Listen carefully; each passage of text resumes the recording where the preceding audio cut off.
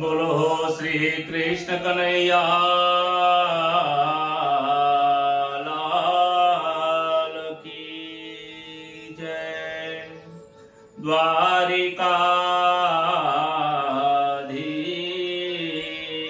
કી જય. करारविन्देन पदारविन्दम्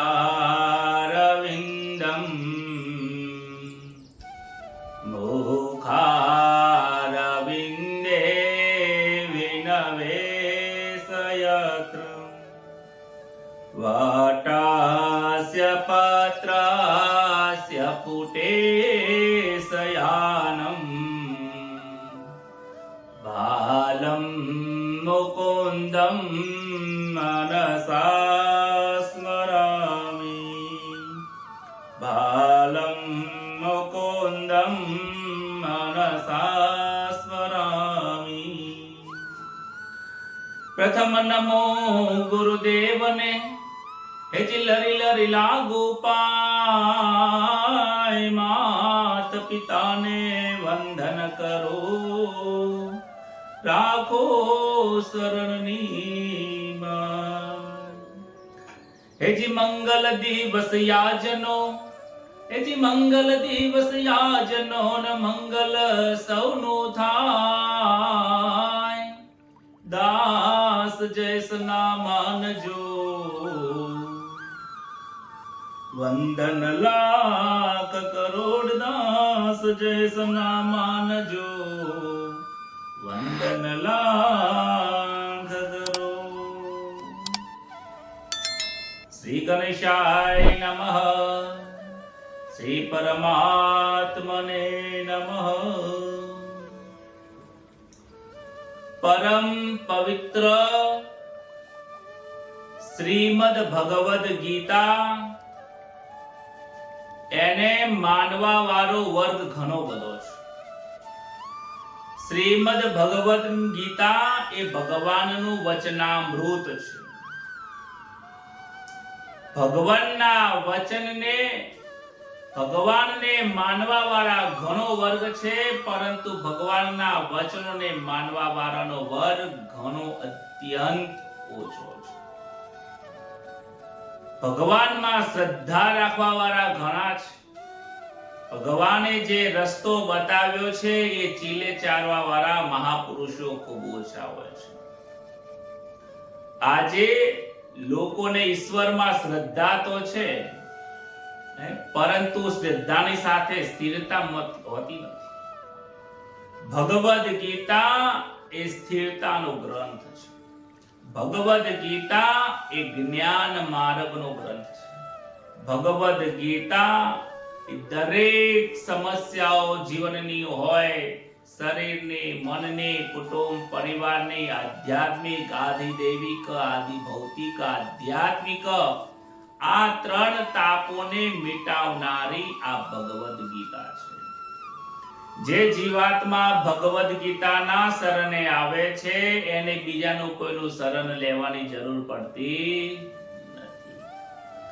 આ ભગવદ ગીતા એક એવું શાસ્ત્ર છે જે શાસ્ત્રને પ્રાપ્ત કર્યા પછી મનુષ્ય આ લોકમાંથી પરલોકમાં પ્રાપ્ત થાય છે, વૈકુંઠનો વાસી થાય છે, સ્વર્ગને આનંદ આપવાવાળી આ ભગવદ ગીતા છે. એવો આનંદ કે જે પ્રાપ્ત કર્યા પછી બીજી વસ્તુ પ્રાપ્ત કરવાની જરૂર પડતી નથી. આજે સંસારમાં દરેક લોકોને ભગવાનના દર્શન કરવાની ઈચ્છા છે, પણ એ દર્શન કરવાની ઈચ્છા એટલા માટે છે કે પાછળ કોઈ બીજી ઈચ્છાઓ રહેલી છે. આજે લોકો મંદિરે જાય છે, પરંતુ પાછળ કોઈ ઈચ્છાઓ રહેલી છે. ભગવદ ગીતાના 3જા અધ્યાય એ કર્મ માર્ગ છે. અર્જુનને કહે છે કે હે અર્જુન, તું એવું કર્મ કર જે કર્મ કર્યા પછી તારે આ ભવના બંધનમાં આવવું ન પડે. હે અર્જુન, તું એવું કર્મ કર, એવું નિષ્કામ કર્મ કર જેનાથી તને કોઈ બંધન પ્રાપ્ત ન થાય, જે કર્મનું તારે ફળ ભોગવવું ન પડે એવું કર્મ કર. હે અર્જુન, તને એમ લાગે છે કે આ યુદ્ધ કરીને મને મહાપાપ લાગવાનું છે, પરંતુ આ તારો સ્વધર્મ છે. સ્વધર્મનું પાલન કરવું એ જ મોટામાં મોટું પુણ્ય કર્મ છે અને એ જ કલ્યાણકારી તારો માર્ગ છે. આ જગતમાં દરેકને પોતાનું કલ્યાણ કરવું છે, પરંતુ પોતાનો કલ્યાણકારી માર્ગ કયો છે એના પાછળ કોઈ મંથન કરતું નથી. દરેકને ઈશ્વરની પ્રાપ્તિ કરવી છે, પરંતુ ઈશ્વર પ્રાપ્તિનો કયો સાધન છે, કયો માર્ગ છે એ જનતાને ખબર હોતી નથી. બસ એટલી જ ખબર છે કે અમે પૂનમો ભરીએ, રવિવાર ભરીએ, આટલો પ્રસાદ લઈને જઈએ અને ટાઈમ ટુ ટાઈમ જઈએ, એક દિવસ ન બગાડીએ અને ભગવાનની પાસે જઈએ એટલે ભગવાન ખુશ થઈ જાય. ભગવાન 5 ફૂલોમાં 500 રૂપિયાના પેડામાં ખુશ થતા નથી. ભગવાનને ખુશ કરવા હોય તો ભગવાનની વાણીનો સ્પર્શ કરવો પડશે. અરે એક નાનું બાળક પણ જો પોતાના માતા પિતાની આજ્ઞામાં હોય ને તો એ બાળક, એ છોકરો પિતાને વાલો લાગે છે. જો બાળક પણ પોતાના પિતાના આજ્ઞામાં ના હોય તો પોતાનો છોકરો પણ વાલો નથી લાગતો. ભગવાનને પણ એવું છે કે જે બાળકો, જે જીવાત્મા પોતાની આજ્ઞાના પાલનમાં રહે છે, ઈશ્વર એના કાર્યમાં હંમેશા તત્પર રહે છે. પછી ભલે એના પ્રારબ્ધમાં હોય કે ના હોય, ઈશ્વરને એ પ્રેમથી બંધાયેલા હોવાથી એના કાર્ય કરવા માટે આવવું પડે છે. નરસિંહ મહેતા, મીરાબાઈ, તુકારામ, આ બધાના કાર્ય પ્રારબ્ધમાં ન હોવા છતાં પણ ભગવાનને પ્રેમથી બંધાઈને આવવું પડ્યું છે. પ્રેમની દોરીથી ભગવાન એવા બંધાઈ જાય છે, ભક્તની પાસે એવા બંધાઈ જાય છે કે ભગવાન છૂટવા માંગે તો પણ છૂટી શકતા નથી. માટે ભગવાન કહે છે કે હે અર્જુન, હું બધાને બધું જ આપું છું, પરંતુ મારી ભક્તિ આપતો નથી. જે મારા શરણે રહે છે, મારા પરાયણ રહે છે, મારી આજ્ઞાનું પાલન કરીને રહે છે, એ મને બહુ જ પ્રિય છે. આવું આગળના અધ્યાયમાં આવશે. પરંતુ ગઈકાલે આપણે જોઈ ગયા કે કર્મની જ્યારે વાત કરી ત્યારે અર્જુનને ઉપદેશ આપે છે કે હે અર્જુન, જો તારાથી ઇન્દ્રિયો વશ થતા નથી, તારાથી કર્તવ્ય કર્મની અંદર શું ધર્મ છે, શું અધર્મ છે, જો તને કંઈ ખબર પડતી ન હોય તો આ બધી વિવેક અને બુદ્ધિને તો આ બધા જ કર્તવ્ય કર્મને તું મારી પાસે આપી દે અને તું તારી કામનાઓ અને સંતાપોને દૂર કરીને મારા શરણે આવી જા. બસ હું કહું છું એટલું તું કાર્ય કર. મારા જે સિદ્ધાંતો છે, સિદ્ધાંતોને તું અનુસરીને ચાલીશ તો હે અર્જુન, તું પાપમાંથી મુક્ત થઈ જઈશ. તને કોઈ બંધન સ્પર્શ થશે નહીં. તો ભગવાનના સિદ્ધાંતો શું છે? એ ભગવાનના સિદ્ધાંતો એ જ ભગવદ ગીતા છે. ભગવદ ગીતામાં જે આપેલું છે એ સિદ્ધાંતે જે જીવાત્મા ચાલે છે એને આ જન્મમાં જ પરમાત્માની પ્રાપ્તિ થાય છે. ગઈકાલે આપણે જોઈ ગયા હતા, ભગવાન કહે છે કે હે અર્જુન, તું બધું છોડીને મારી પાસે આવી જા. 31મા શ્લોક સુધી આપણે અભ્યાસ કર્યો હતો. આવો 32મા શ્લોકની અંદર ભગવાન આગળ અર્જુનને કહે છે, યેત્વેતદંભયાશુયન્તો નાનુતિષ્ઠન્તિ મે મૃતમ સર્વજ્ઞાન વિમૂઢાસ્તાન વિદ્ધિમ નષ્ટાન ચેતસ. કહે છે પરંતુ જે મનુષ્યો સિદ્ધાંત સમજાઈ દીધો કે આ બધું છોડીને તું મારી પાસે આવી જા અને તારું કર્તવ્ય કર્મ કર, એ પણ તું કર્તવ્ય કર્મ નિષ્કામ ભાવથી કર. તું આશા અને અપેક્ષાઓ ન રાખીશ. આ મારો સિદ્ધાંત છે. પરંતુ જે મનુષ્યો મારા આ મતમાં દોષ દ્રષ્ટિ કરતા રહીને એનું અનુષ્ઠાન નથી કરતા, તે એની સાધનાઓ અને જ્ઞાનોમાં મોહિત થઈને શું કહે છે, તે સઘળા જ્ઞાનોમાં મોહિત અને અવિવેકી મનુષ્યોનો નષ્ટ થયેલા તું સમજ.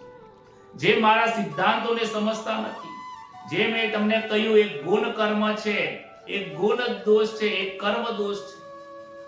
આ સંસારમાં 3 ગુણોથી બનેલા છે. આ 3 ગુણોમાં જે રચ્યા પચ્યા રહે છે, આ 3 ગુણોમાં જ ખાવું પીવું ફરવું હરવું એમાં જ રહે છે.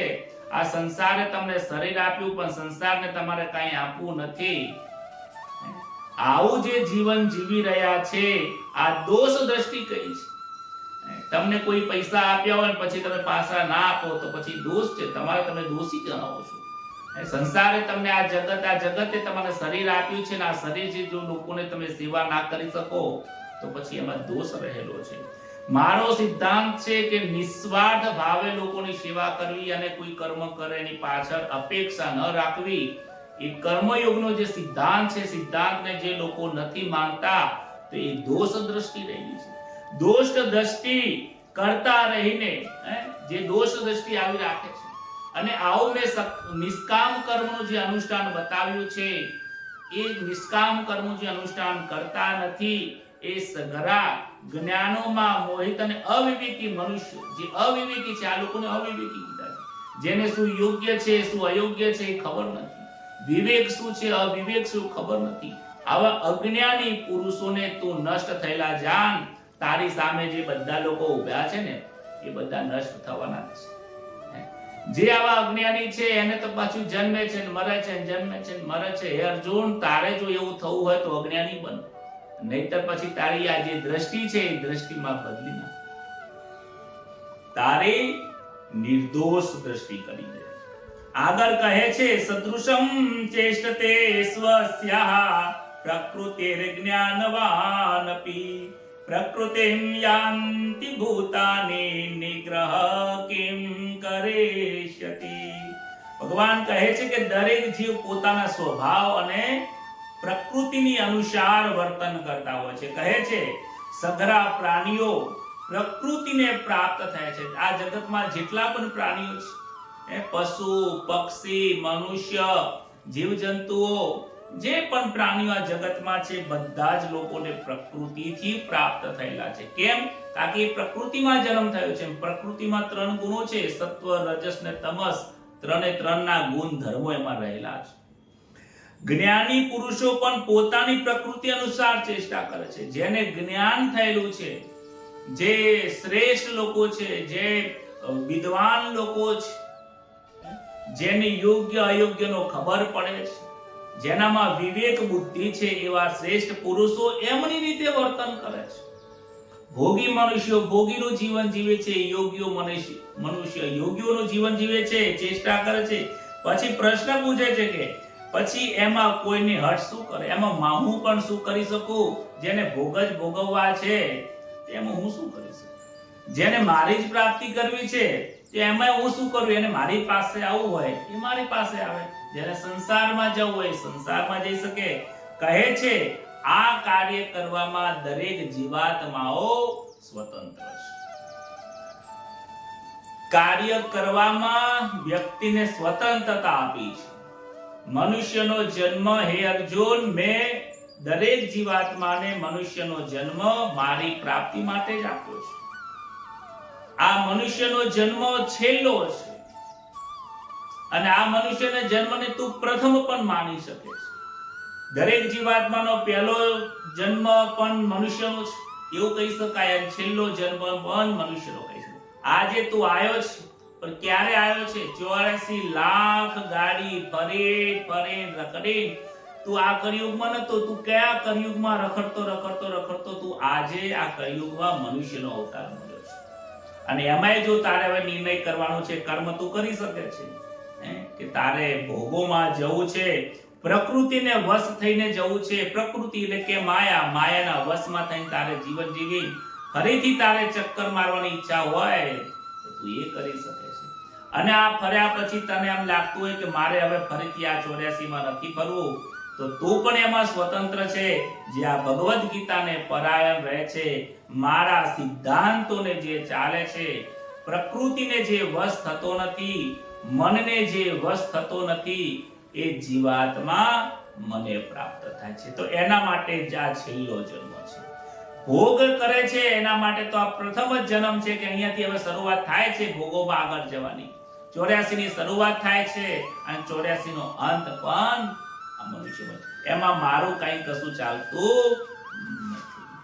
આગળ ભગવાન કહે છે કે દરેક વ્યક્તિને જે સંસ્કાર મળે છે ને એ સંસ્કાર પણ આજના નથી હોતી. ઘણા લોકોને અનુભવ થતો હશે કે અમારા કુટુંબમાં આવો કોઈ નથી, અમારા બાપ દાદામાં આવું કોઈ નતું, દાદાએ નતા, એના મોમાય નતા, એના પિયરમાંય નતા, એના દાદા દાદી કોઈના જેવો થયો નથી, આખા કુટુંબથી આખો અલગ જ થયો છે. આવું એટલા માટે થાય છે કારણ કે એના જે સ્વભાવ હોય છે, એની પ્રકૃતિ હોય છે, એ પ્રકૃતિ બીજા જન્મમાંથી પણ લઈને પણ આવતો હોય છે. કારણ કે એને કંઈક ભોગવવાનું છે, સુખ પણ ભોગવવાનું. કોઈ સેવા ભાવી આવે છે તો કોઈ તમારા ઉપર દેવું કરવા માટે આવે છે, તમને દુઃખ અપાવવા માટે પણ બાળક આવતો હોય છે, ક્યારેક તો તમારો આ કાપવાય આવતો હોય છે. આ સમાજનું નાક કપાઈ જાય એવું કાર્ય કરે છે. કોઈની સાથે બેસી ના શકો, બોલી ના શકો એવા કાર્ય કરી નાખે છે. અને અમુક બાળકો પોતાના પિતાના કરેલા દોષોને ઢાંકીને અને એને નવેસરથી નવો ઉજાસ કરવા માટે દીકરાઓ પણ આવતા હોય છે. કોઈ છોકરાને જન્મ આલે, છોરું કરી નાખે, અંધારું કરી નાખે. કોઈ દીકરાને દી કરે, દીકરાઓ કહેવાય, દીવો કરે, ઘરનો ઉજાસ કરે, સેવા કરે, સમાજમાં પ્રતિષ્ઠિત બને. આવા પણ હોય છે. આવા પ્રકૃતિ બીજા જન્મમાંથી લઈને આવતા હોય છે. કારણ કે જે વાસનાઓ છે ને એ વાસનાઓ મળતી નથી, વાસના પછી બીજી જગ્યાઓ પર જન્મ લે છે. એટલે કહે છે કે વર્તમાનના સંસ્કારો પણ ભાર પડે છે. ઘરમાં ઘણા સારા સંસ્કારો, કે બાળક મોટો થાય બહાર જાય ને, જેવો કોલેજમાં જાય બહાર જાય ને, બહારના વર્તમાનના સંસ્કારો પણ અસર કરે છે. કહે છે પૂર્વજન્મના સંસ્કારો, વર્તમાનના સંસ્કારો, માતા પિતાના પણ સંસ્કારો, એમનું લોહી, એમનું પ્રકૃતિ, જ્યાં અભ્યાસ કરે છે, શિક્ષણ, જે સિટીમાં ગામમાં રહે છે, એનું વાતાવરણ પણ એના જીવન અને એના વિકાસમાં, એના વિચારોમાં ઘણું બધું પરિવર્તન લાવે છે.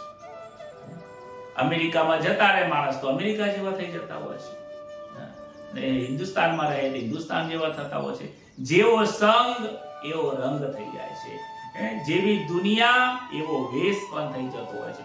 માટે આમાં હું પણ કંઈ કરી શકું નહીં. કહે છે મનુષ્યના સ્વભાવો ભિન્ન પૂર્ણ હોય છે. પ્રકૃતિને વશ ન થવા માટે સાધકે આદર્શ કર્તવ્ય જીવનમાં રાખવા જોઈએ. આ પ્રકૃતિ તમને વશ ના થઈ, પ્રકૃતિને વશ કરવાની છે. તમે પ્રકૃતિને વશ ન થઈ જાઓ એના માટે અમુક સિદ્ધાંતો રહેલા છે. ભગવાનનો એક મત છે કે જે હું કહું છું એ પ્રમાણે જો તું કરીશ તો તું આ પ્રકૃતિને વશ નહીં થાય. અને બીજું, જો તને મારી વાતમાં એવું ન લાગતું હોય તો શાસ્ત્ર જે કહે છે, તારા ધર્મ જે કહે છે, ધર્મ અને શાસ્ત્ર અનુસાર તું કર્તવ્ય કર્મ કરીશ તો પણ તું મને પ્રાપ્ત થઈશ. તારી પાસે આ બે સિદ્ધાંતો છે, કાં તો મારા વચન ઉપર વિશ્વાસ રાખ, કાં તો પછી શાસ્ત્ર ઉપર વિશ્વાસ રાખ. આ બે વચનો ઉપર તારે વિશ્વાસ રાખવો પડશે. એવો દ્રઢ વિશ્વાસ રાખવો પડશે કે જેવી રીતે તમે કોઈ ગાડીમાં બેસીને જાઓ છો, કોકની ગાડીમાં બેસીને જાઓ ત્યારે તમને ખબર નથી, તમે કોઈ ડ્રાઈવરનું લાયસન્સ ચેક નથી કરતા. કોઈ એરોપ્લેનમાં બેસીને જાઓ છો ત્યારે તમે પાયલોટનું લાયસન્સ નક્કી નથી કરતા કે ભાઈ તને ચલાવતા તો આવડો છે ને, અને તમારા મનમાં એવો વિચાર પણ નથી આવતો કે આવડતું હશે કે નહીં આવડતું. તમે એટલા સરળતાથી આમાં બેસી જાઓ છો અને તમારા ગંતવ્ય સ્થાન સુધી પહોંચી જાઓ છો. એવો વિશ્વાસ તમારા ઉપર મૂકી છે, જેને આંધળો વિશ્વાસ કહેવાય, જેને અંધશ્રદ્ધા પણ કહી શકાય છે. પ્યોર શ્રદ્ધા.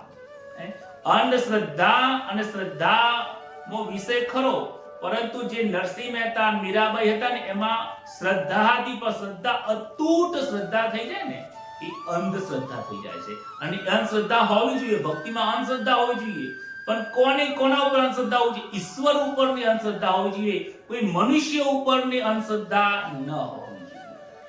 આમાં થોડો ભેદ છે, સમજજો.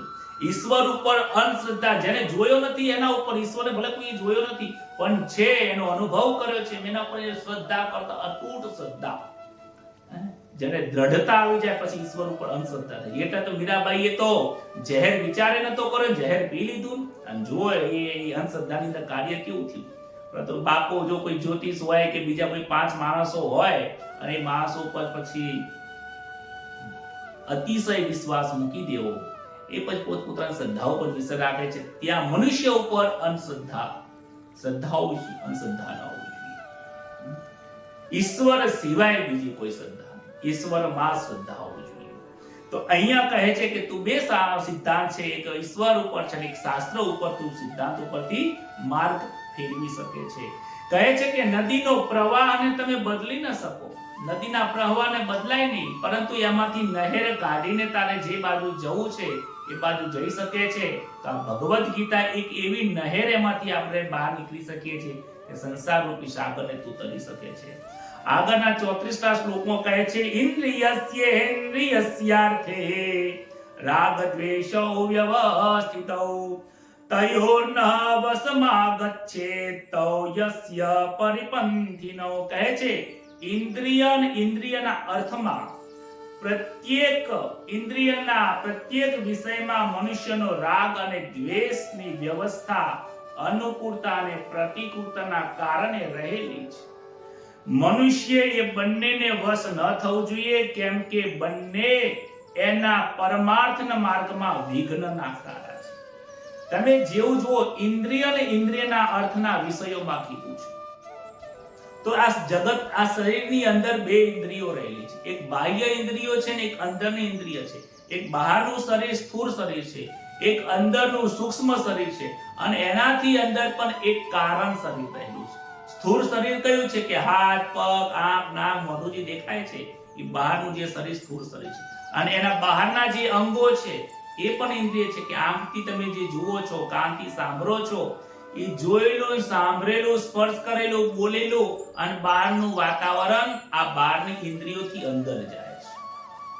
આંખથી જોયેલું જ અંદર જાય, કાનથી સાંભળેલું જ અંદર જાય, મોઢેથી બોલેલું અને સામે આવેલું પ્રત્યુત્તર સાંભળેલી વસ્તુ જ અંદર જાય છે. તમે આવી રીતે કોઈ સ્પર્શ કર્યો હોય, સ્પર્શ કર્યા પછી જ અહેસાસ થાય છે એ હાથના સ્પર્શ માત્ર સ્પર્શથી જ્ઞાનેન્દ્રિયથી એ વસ્તુ અંદરના જગતમાં જાય છે. અંદરનું શરીર કયું? મન, બુદ્ધિ, ચિત્ત, અહંકાર. આ પણ એક શરીર છે. એ કયું? સૂક્ષ્મ શરીર છે. એ બહાર જોવાથી અંદરના શરીર શું કરે છે? મન વિચારો કરે છે. આગળ આપણે જોઈ ગયા છીએ મનના વિચારો કરે છે. વિચાર કર્યા પછી બુદ્ધિ, ચિત્ત ચિંતવન કરે છે, બુદ્ધિ નિર્ણય કરે છે. પાછા બહારના જે કર્મેન્દ્રિય છે હાથને પછી કહે છે તું કાર્ય કર. આ જગત અંદર અને સૂક્ષ્મ અને સ્થૂળ આ બે શરીરથી કાર્ય કરે છે. અને આ કાર્ય કેવી રીતે કરે છે? રાગ અને દ્વેષ આધારિત કાર્ય કરે છે. જેમાં તમને કોઈ વ્યક્તિ જે વસ્તુ જોવો હશે એ જ જોશો, બીજું નહીં જોવો. જેમને તમને રાગ છે એ વસ્તુ તમે જોશો અને તમારી દ્રષ્ટિ ત્યાં અટકશે. સાંભળવામાં તમારો રાગ હશે ત્યાં જ તમારી કર્ણ જશે. બીજી જગ્યાએ બધું જ તમે નહીં સાંભળો, તમે બધું જ નહીં બોલો. તમે એ જ બોલશો કે જેમાં તમને રાગ રહેલો છે, જેમાં તમને આશાઓ રહેલી છે, કામનાઓ રહેલી છે, જે તમને પસંદ છે. અને જે વસ્તુ તમે જુઓ છો એમાં તમને રાગ થાય તો તમે ત્યાં સ્થિર થાઓ છો અને એમાં આગળ વધો છો. અને કોઈમાં તમને રાગ ન થાય, ન ગમે તો તમને દ્વેષ થાય કે હું અહીંયા ક્યાં આવી ગયો, આ તો મારે નતું જોવાનું, આ તો મારે નતું સાંભળવાનું, આ તો મને નથી ભાવતું, આ તો મારે કાર્ય નતું કરવાનું. પછી એ રાગ જો પૂર્ણ થઈ જાય, જેવું તમને રાગ છે, જેવી ઈચ્છાઓ છે, કામનાઓ છે એ પૂર્ણ થાય તો સુખ થાય છે, એટલે તમને દુઃખ થાય છે, ક્રોધ જન્મ થાય છે. આ બધી વસ્તુઓ ઇન્દ્રિયો ઉપર આધાર રહે છે. કોઈ એક ખેડૂત હોય, ખેડૂત હતો, એને બે દીકરીઓ હતી. એક ખેડૂતને બે દીકરી હતી. એક કુંભારના ઘરે હતી, એક પટેલના ઘરે હતી. અને 12 મહિના થયા એટલે પછી ખેડૂતને થયું કે લાયકે હું કિસાન હતો કે લાયકે હું બે દીકરીઓને મળતો આવું. એ સવારમાં ગયો એટલે મોટી દીકરીના ઘરે ગયો, જે કુંભાર હતા એના ઘેર પરણાઈ હતી. બપોરે ખાધું પીધું ને દીકરી જોડે બપોરે બેસીને વાત કરી કે દીકરી મજામાં ને? હા કે પિતાજી કે મજામાં જ છું. કે જુઓ કે હવે ઈટવાડો પાડ્યો છે અને ઈટો ખડકીને તૈયાર કરી છે, પણ હવે વરસાદ ન આવે તો સારું છે, કારણ કે કાલ જ ઈટવાડો પકડવાનો છે. ના કે ચિંતા ન કરીશ, કે કાલ 2-4 દિવસ વરસાદ નહીં આવે અને તારું કાર્ય થઈ જશે, ચિંતા ન કરી, ભગવાન બધું સારું કરશે. એમ કરીને સાંજે પછી જાય છે બીજી નાની દીકરીના ઘરે.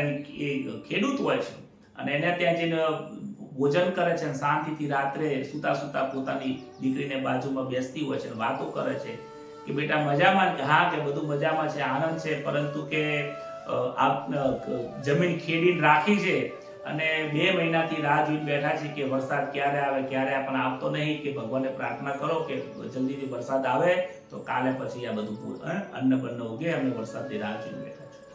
હવે આ ખેડૂત માટે કેવું છે? એક બાજુ દીકરીને વરસાદ આવે તો સુખ છે, એક બાજુ વરસાદ ન આવે તો સુખ છે. એકને વરસાદ આવવાથી દુઃખ છે, એકને સુખ છે. આમાંથી સમજવાનું એ છે કે વરસાદ ન કોઈને સુખી કરે છે, ન કોઈને દુઃખી કરે છે. આ જગતના જેટલા પદાર્થો છે ન એમાં સુખી કરવાની તાકાત છે ન દુખી કરવાની તાકાત છે. સમજજો વસ્તુને. પરંતુ સુખી થવું દુખી થવું એ પોતાના મનની ઈચ્છાઓ ઉપર આધાર રાખે છે, પોતાના મનના રાગ ઉપર આશા રાખે છે. જે પેડો ખાવાથી કોઈ વ્યક્તિને ડાયાબિટીસ કરીને દુખી કરે છે, એ જ પેડો કોકને લો બીપી હોય તો એને સુખી કરી નાખે છે. તો એના માટે સુખ, તો પેડામાં ન સુખ થવાનું છે ન દુઃખ છે. ઘણા એવા પદાર્થો જગતમાં જે ભોજનના હોય, વ્યવહારના હોય, કુટુંબના, આ જગત ક્યારે કોઈને સુખી નથી કરતું, દુખી નથી કરતું. બહુ સમજવા જેવી વસ્તુ. આ શ્લોક આપણને એ વસ્તુ સમજાવે છે કે તમે એવું ના સમજો કે જગતમાં સુખ ને દુઃખ રહેલું છે. સુખ અને દુઃખ તારા મનના ધર્મો છે, તારા વિચારો ઉપર જાય છે. જે વિચાર આવા કરે છે એને જ આવું થાય છે. મહાપુરુષના અંતઃકરણ શુદ્ધ અને નિર્મળ હોય છે, માટે એમને સુખ અને દુઃખ થતા નથી, કારણ કે એમનામાં રાગ અને દ્વેષ હોતા નથી. રામજીને જુઓ ને, સુખી નથી થઈ, દુઃખી નથી થઈ. એ 14 વર્ષનો વનવાસ ભોગવ્યો તો દુઃખી નથી થયા, અને જ્યારે સિંહાસન ઉપર બેઠા છે ત્યારે સુખ પણ નથી. સોનાની નગરી બનાવી તો ભગવાન દ્વારકાધીશને રાજી પણ નથી થયા, અને એ નગરી એમને સમુદ્રમાં દબાયો, એમાં વિસર્જન કરી દીધું, ડૂબાડી દીધી સોનાની નગરીને, તો એ દુખી પણ નથી થયા. કેમ? કારણ કે એમનામાં રાગ અને દ્વેષ કોઈના પ્રત્યે નથી. કહે છે કે જ્યારે આવા નિર્મળ સજ્જનો હોય છે, નિર્મળ મહાપુરુષો હોય છે, જેમના હૃદયમાં અંતઃકરણ શુદ્ધ હોય છે, જેમનામાં રાગ અને દ્વેષ નથી, અને આ ભગવદ ગીતાનું જેને આવું જ્ઞાન કર્મયોગનું પ્રાપ્ત કર્યું છે, આવા કર્મયોગી, આવા મહાપુરુષોના જે વિચારો હોય છે, એમનું જે જીવન હોય છે, એ ખુદ શાસ્ત્ર બની જાય છે. મહાપુરુષોનું જીવન એ એક શાસ્ત્ર બની જાય છે, અને શાસ્ત્ર જેવું જ હોય છે. ક્યારેક તો એના ઉપરથી શાસ્ત્ર લખાય છે, એટલે તો રામના જીવન ઉપર આખી શાસ્ત્ર લખાયું છે, શાસ્ત્ર બન્યું છે. કૃષ્ણએ અર્જુનને જે ઉપદેશ આપી દીધો, નીકળી ગયા, પણ એના પછી ભગવદ ગીતાનો આખો મહાન ગ્રંથ લખાયો, જે સનાતન ધર્મનો મુખ્ય ગ્રંથ ગણાય છે. મહાભારતનું યુદ્ધ થયું ને એમાં જે આખું જીવન હતું, એ આખાના એક લોકોનું જે જીવન, મહાપુરુષોનું જીવન હતું, એક જીવનમાંથી શાસ્ત્ર બની ગયા છે.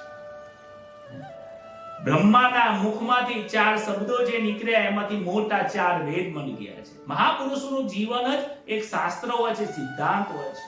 પરંતુ આજનું જગત મહાપુરુષો અને શાસ્ત્રને અનુસર ચાલતા નથી, માટે દુખી થાય છે. હે અર્જુન, તું મારા સિદ્ધાંતને ચાલીશ, કાં તો શાસ્ત્રના સિદ્ધાંતે ચાલીશ, તો ત્યાં આનંદ છે. કદાચ તારી ઈચ્છાઓ પ્રમાણે નહીં થાય, અને ઈચ્છા અને કામનાને દૂર કરવા માટેનું તો આ સાધન છે. જ્યાં સુધી તારી ઈચ્છાઓ રહેશે ત્યાં સુધી દુઃખ રહેશે. જ્યારે ઈચ્છાઓ મરી જશે ત્યારે તને સુખની પ્રાપ્તિ થશે. આગળના શ્લોકમાં એના વિશે વિસ્તૃત ચર્ચા કરે છે. શ્રેયાન સ્વધર્મો વિગુરુના પરધર્મસ્વાનોતિષ્ઠના સ્વધર્મે નિધનમ શ્રેય પરધર્મો ભયાવહ. આ શબ્દ લોકોએ સાંભળ્યો છે, પરધર્મો ભયાવહ. કહે છે આ રીતે સારી રીતે આચરણમાં લાવેલા બીજાના ધર્મના કરતા પોતાના ગુણોની ઉણપ વાળો પોતાનો ધર્મ શ્રેષ્ઠ છે. પોતાના ધર્મમાં તો મરવાનું પણ કલ્યાણકારી કહ્યું છે, અને બીજાનો ધર્મ ભયવાળો કહ્યો છે. પરધર્મો ભયાવહ. બીજાના કરતા પોતાનો નાનો સાચો માર્ગ હોય, પરંતુ નાનો હોય, સાચો હોય, દુઃખદાયક હોય, તો પોતાનો માર્ગ સાચો છે. કહે છે કે અહીંયા પરધર્મની વાત કરી છે ને સ્વધર્મની વાત કરી છે. અહીંયા આપણે પહેલા સમજી લઈએ કે પરધર્મ શું છે, સ્વધર્મ શું છે. પરધર્મ એટલે લોકોને એમ લાગે કે હિન્દુ છે એ પોતાનો ધર્મ છે, મુસલમાન છે એ બીજો ધર્મ છે. એ ધર્મ ખરો છે, સંપ્રદાય છે, એ અલગ સંપ્રદાય છે, આ અલગ સંપ્રદાય. કહે છે જાતિ વર્ણ, જાતિ પણ ધર્મ છે, વર્ણ પણ ધર્મ છે, પિતા પુત્ર સંબંધો એ પણ ધર્મ છે. આ અલગ અલગ જાતિ વર્ણ સંબંધોમાં જે તમને કર્તવ્ય પ્રાપ્ત થયું છે, એ કર્તવ્યનું જે પાલન કરે છે એ સ્વધર્મ છે. બ્રાહ્મણ તરીકે આ કાર્ય કરવું, યજ્ઞ યાગાદિ કરવું એ બ્રાહ્મણનું કર્તવ્ય છે. અને એ જ બ્રાહ્મણને જ્યારે પિતા બન્યો હોય તો પિતા તરીકેનું કર્તવ્ય શું છે એ વિચાર કરવો પડે. એ જ બ્રાહ્મણ જ્યારે શિક્ષક બન્યો હોય તો શિક્ષક તરીકે એનું કર્તવ્ય શું છે. એ જ બ્રાહ્મણ જ્યારે કોઈ નેતા બન્યો હોય, વ્યવસાયની અંદર કદાચ કોઈ નેતા બની ગયો હોય અને કોઈ પદની પ્રાપ્તિ થઈ હોય તો નેતા તરીકેની એ પદની અંદર તમારો સ્વધર્મ શું છે એ વિચાર કરો. તમે કિસાન તરીકે તમારો સ્વધર્મ શું છે, ક્ષત્રિય તરીકે તમારો ધર્મ શું છે, તમે નોકર છો તો નોકર તરીકે એક શેઠના આજ્ઞાનું પાલન કરવું એ તમારો ધર્મ છે. એક ગુરુ તરીકે તમારો ધર્મ શું છે અને એક શિષ્ય તરીકે તમારો શું ધર્મ છે. પોતાના આત્માની પ્રાપ્તિ કરવા માટે જેમાં તમારું કલ્યાણ રહેલું હોય, જેનાથી ઈશ્વરની પ્રાપ્તિ થઈ શકતી હોય એ સ્વધર્મ છે. સ્વ એટલે પોતે, એ પોતાનો ધર્મ સમજવો. પર ધર્મો જેનાથી પાપની પ્રાપ્તિ થઈ હોય, જેનાથી તમને પરમાત્માથી વિમુખ લઈ જતા હોય એ પર ધર્મ છે. પર ધર્મો ભયાવહ. હિન્દુ થઈને મુસલમાનમાં જાય તો પણ એ પર ધર્મ છે, એ ધર્મ આપણો નથી, એમાં ન જવું જોઈએ. બ્રાહ્મણ થઈને ક્ષત્રિયનું કાર્ય કરે તો પછી એ અધર્મ થઈ જાય છે. એટલા માટે અર્જુનને આ શબ્દ એટલા માટે વાપરે છે કે અર્જુને આગળના એક શ્લોકની અંદર કહ્યું હતું કે હે પ્રભુ, હે અચ્યુત, હે કૃષ્ણ, હું આ બધા લોકોને મારું અને રાજ્યની પ્રાપ્તિ કરું, અને જેના માટે હું રાજ્ય આ લોકો માટે માંગુ છું, જેના માટે આ રાજ્યની પ્રાપ્તિ કરવા માટે પ્રયત્ન કરું છું, એ જ લઈ લોકો હોય તો હું શું કરીશ? માટે આ મારે યુદ્ધ કરવું નથી. આ યુદ્ધ કરું ગુરુ અને પિતામને મારીને, એમને મારીને પાપ લો એના કરતા વિશેષ સારું છે ક્ષત્રિય થઈને હું ભિક્ષા માંગુ, એ મારા માટે વધારે કલ્યાણકારી છે. આવું આગળ આપણે શ્લોકમાં જોઈ ગયા. એટલા માટે અહીંયા સમજાવે છે કે હે અર્જુન, પર ધર્મો ભયાવહ, તું ક્ષત્રિય છે અને ક્ષત્રિય તરીકે રક્ષા કરવી, યુદ્ધ કરવું, ધર્મમય યુદ્ધ કરવું એ તારો ધર્મ છે. અને ભિક્ષા માંગવી, દાન લેવું એ કર્તવ્ય કર્મ બ્રાહ્મણનું છે. કે ક્ષત્રિય તરીકે ભિક્ષા માંગવી તારો ધર્મ નથી, તો તારે એ ધર્મમાં જવું યોગ્ય નથી, એ અયોગ્ય છે, એ નુકસાન કરતા છે, એ ભય છે, એનાથી તને ઈશ્વરની પ્રાપ્તિ નહીં પ્રાપ્તિ થાય. તું ખોટું વિચારી રહ્યો છે, એ એને યાદ કરાવવા માટે કહે છે. એટલા માટે પર ધર્મો ભયાવહ અહીંયા બહુ સમજવા છે. કે તાએ કહે છે કે વર્ણ હોય, કોઈ વર્ણાશ્રમ હોય, કોઈ આશ્રમ હોય, અનુસાર પોતપોતાના કર્તવ્યનું પાલન કરવું, ને એમાં પણ કેવું કર્તવ્ય? નિસ્વાર્થ ભાવે, જેમાં કોઈ પણ વસ્તુ લેવાની ભાવના ન હોય. જ્યારે અનેક પ્રકારના, તમે વિચાર કરો, આજથી 150 વર્ષ, આજથી 70 વર્ષ પહેલા દેશ આઝાદ નતો થયો, એ સમયે અનેક લોકોએ આ દેશની રક્ષા કરવા માટે, આ દેશને સ્વતંત્ર કરવા માટે અનેક સ્વતંત્ર સેનાનીઓ, ચાહે એમાં બ્રાહ્મણ, ક્ષત્રિય, વૈશ્ય, શૂદ્ર, બધા જ લોકોએ એમાં પોતાના જીવની બલિદાની આપી દીધી. તો અહીંયા શંકા થાય કે ક્ષત્રિયો એ જ બલિદાન આપી શકે, બ્રાહ્મણ કેવી રીતે આપે, વૈશ્ય કેવી રીતે આપે? ત્યારે કહે છે કે જ્યારે દેશ ઉપર આફત આવી હોય, જ્યારે ધર્મની ઉપર આફત આવી પડી હોય, ત્યારે દરેક વ્યક્તિએ રક્ષા એ મોટો ધર્મ છે. ધર્મ ઉપર જ્યારે આફત આવી હોય, ધર્મ ઉપર જ્યારે કોઈ પણ પ્રકારનું દુઃખ આવી પડતું હોય, દેશ ઉપર આવી પડે, ત્યારે દરેક વ્યક્તિએ હથિયાર ઉપાડવું જોઈએ. ત્યારે એના માટે હથિયાર ઉપાડે અને ધર્મની રક્ષા કરવા માટે, દેશની સેવા કરવા માટે કોઈ પણ વ્યક્તિ બલિદાન આપી દે તો એ એના ધર્મની અંદર એ મહાન બની જાય છે. આજે એ જે બલિદાન જેમને આપ્યું છે સ્વતંત્ર સેનાનીઓ, એ આજે મહાન બની ગયા છે. એ મોક્ષને પ્રાપ્તિ થઈ ગયા છે. એમની કોઈ આશાઓ નથી, એમની કોઈ તૃષ્ણાઓ નથી કે અમે આ વસ્તુ કરીએ, બલિદાન થઈ ગયા પછી એમની કોઈ આશાઓ નથી. એ નિર્દોષ ભાવે એક જ ઈચ્છા, દેશની રક્ષા કરવી, ધર્મની રક્ષા કરવી, અને ધર્મની રક્ષા કરવા માટે એ ધર્મ પછી એમની રક્ષા કરે છે. પછી એક શંકા જાય કે શું બધાના લોકોના મોક્ષ થઈ ગયા છે? ભગવદ ગીતા અનુસાર કહે છે કે હા, આ વાણી ભગવાનના મુખમાંથી નીકળી છે. અને શાસ્ત્રમાં પણ લખેલું છે ધર્મો રક્ષતિ રક્ષિતઃ, જે ધર્મનું રક્ષણ કરે છે તો ધર્મ એનું રક્ષણ કરે છે. જે વ્યક્તિ પોતાના સ્વધર્મનું પાલન કરે છે તો એ જ સ્વધર્મનું પાલન એના માટે કલ્યાણકારી બની જાય છે, એના માટે મોક્ષકારી બની જાય છે. કોઈ પતિવ્રતા નારી હોય અને કોઈ સ્ત્રીને કહ્યું હોય કે તમે પતિવ્રતા ધર્મનું પાલન કરો, તો આજના સ્ત્રીઓ એમ કહેતા હોય ક્યારેક, એક ઉદાહરણ છે કે પતિઓને પોતાના પત્નીની પડી નથી, એમને જેમના ધર્મની પડી નથી, તો અમારે પતિવ્રતા ધર્મનું પાલન કરવાનું કેમ જરૂર છે? તો પતિ એ તમારા ધર્મનું પાલન કરે ન કરે એ એનો સ્વધર્મ છે. તમારો સ્વધર્મ શું છે? દરેક વ્યક્તિએ અપેક્ષા નથી રાખવાની, નિર્દોષ અને સ્વાર્થ વગર પોતાના ધર્મનું પાલન. હે અર્જુન, તારે કોઈ પણ પ્રકારનો જય પરાજય ભૂલી જા. તને રાજ્ય મળશે નહીં મળે એ તું ભૂલી જા. આમાં હિત થશે કે અહિત થશે એ તું ભૂલી જા. તું તારા કર્તવ્યનું પાલન કર. આમ કર્તવ્યની પાલનની પાછળ તારો કોઈ પણ પ્રકારનો સ્વાર્થ રાખીશ નહીં, ફળની આશા રાખીશ નહીં. કર્તવ્યનું પાલન કરો. એક દુકાનદાર પોતાનું કર્તવ્યનું પાલન કરે છે કે વસ્તુ આપવી, પરંતુ એ સેવા નથી થતી. કેમ? કારણ કે એ ફ્રીમાં નથી આપતો, એની પાછળ લેવાની ભાવના રહેલી હોય છે, કંઈક વસ્તુ પ્રાપ્ત. પણ એમાંય જો જેટલું લૂણ ખપે આટામાં એટલું જ નાખીને જો કરે તો એ કોઈ વાંધો આવતો નથી, એ વ્યવહારિક સેવા થઈ જાય. પરંતુ એના કરતા વિશેષ જાય તો એ કાર્ય દુઃખદાયક બની જાય છે, એ સેવા નથી થતી. કહે છે શાસ્ત્ર અને મુનિઓ ઉપદેશ આપતા હોય છે પતિવ્રતાનું પાલન કરવું, સ્ત્રીનું કલ્યાણ થઈ જાય છે, પરંતુ કલ્યાણ કરવા માટે પતિ નથી, એ શાસ્ત્ર એને કલ્યાણ કરે છે, ધર્મ એની રક્ષા કરે છે. જે ધર્મનું પાલન કરે છે એ જ એની રક્ષા કરતું હોય છે. આવો ભગવાન એમના શ્લોકની અંદર, એમના મુખારવિંદની અંદર એ ધર્મ વિશે ખાસ એ આપણને જણાવતા હોય છે. કહે છે કે પર ધર્મો ભયાવહ, બીજા ધર્મમાં જશો નહીં. બીજાનો ધર્મ એ દુઃખદાયક છે. અને મુખ્ય વસ્તુ આજ આમાં શીખવાની જરૂર છે. કહે છે કે પરમાત્માનો આ જીવાત્મા અંશ છે. આ જીવનો કયો ધર્મ છે? તો એ ક્યાંથી આવ્યો છે? કે પરમાત્મામાંથી વિખૂટો પડ્યો છે. તો પરમાત્માની પ્રાપ્તિ કરવી એ જ જીવાત્માનો ધર્મ છે.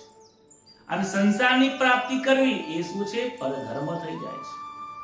માટે આ જીવાત્માને પણ સંસારમાં ન ભોગવતા ઈશ્વરના ઉપર લઈ જવું તો એ સ્વધર્મ છે, અને તો જ એનું કલ્યાણકારી બને છે.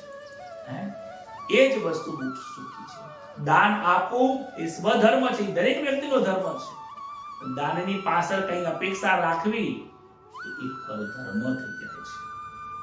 કુટુંબનું પાલન કરવું એ સ્વધર્મ છે. પિતાનું, દાદાનું, કુટુંબનું પણ એ સ્વધર્મ છે. પણ એની પાછળ કોઈ ફળની આશા રહેલી હોય એ પરધર્મ બની જાય છે. તો સ્વધર્મ અને પરધર્મનું અહીંયા ભગવાન જ્ઞાન આપે.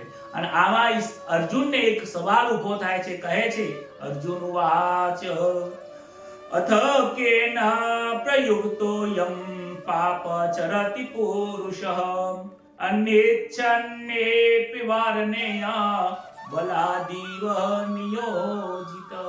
બહુ સુંદર પ્રશ્ન પૂછે છે. અને આ પ્રશ્ન દરેક વ્યક્તિના ઘરનો અને દરેક વ્યક્તિનો છે. દરેકના મનમાં પ્રશ્ન ઉદ્ભવ થશે. કહે છે કે અર્જુન બોલે છે કે હે વાર્ણેય, કહે છે વાર્ણેય. વાર્ણેય શબ્દને બરાબર સમજો કે કૃષ્ણને વાર્ણેય કેમ કીધું?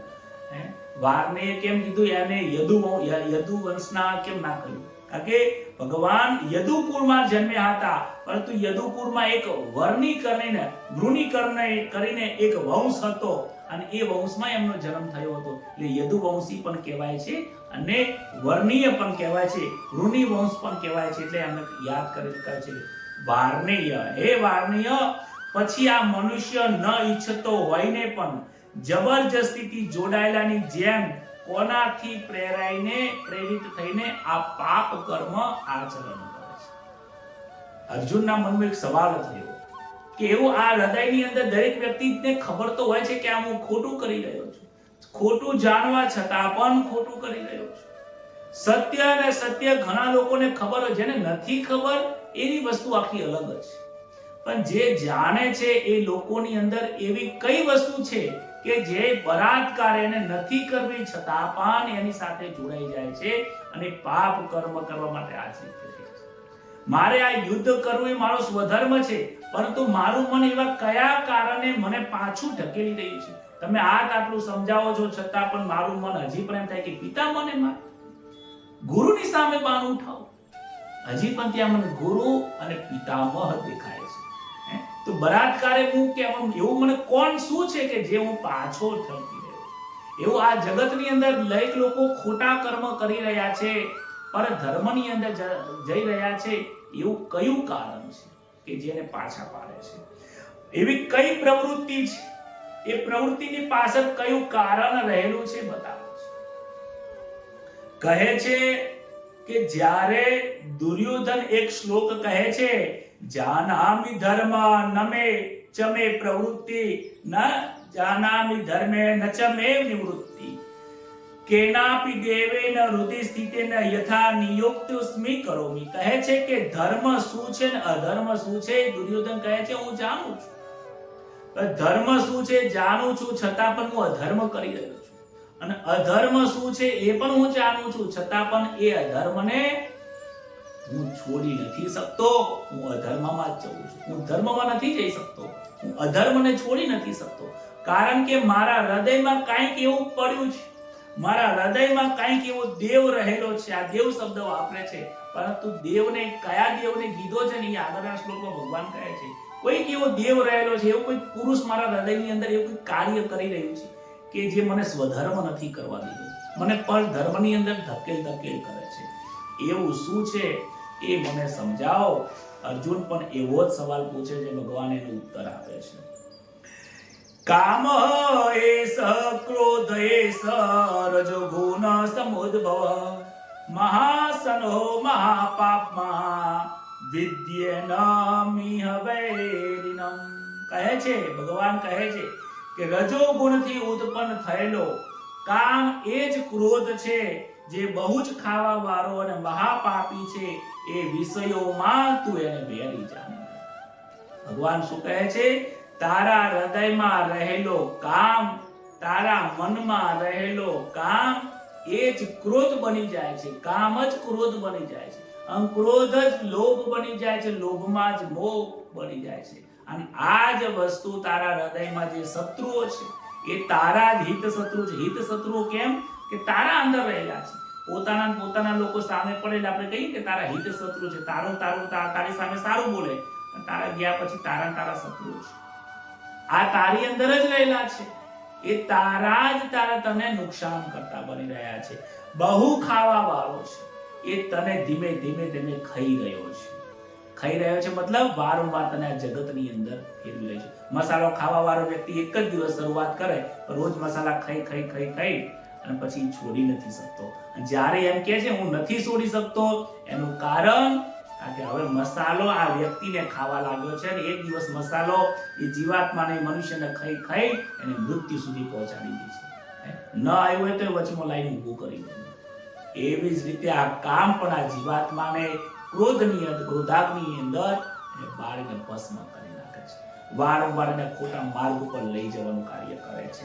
કહે છે કે આ કામનો જન્મ ક્યાંથી થયો છે? તો રજોગુણમાંથી ઉત્પન્ન થયો. આ શરીર શામાંથી ઉત્પન્ન થયું? સ્ત્રી અને પુરુષના રજોગુણ, એ રજમાંથી જ આ પ્રગટ થયું છે.